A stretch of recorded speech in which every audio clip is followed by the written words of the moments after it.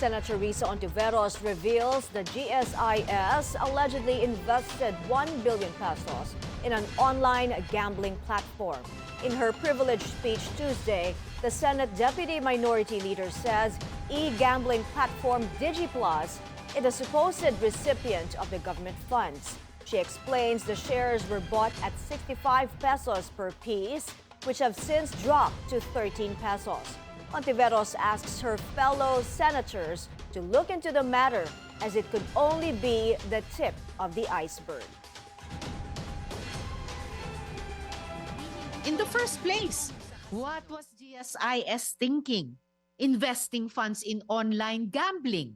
Tayo nga po, mga kasamang nagtatrabaho sa gobyerno, hindi pwedeng tumuntong sa casino.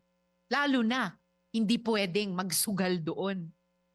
Kaya, bakit ang GSIS naman, todo taya at ginawang puhunan ang pera ng public employee sa sugalan?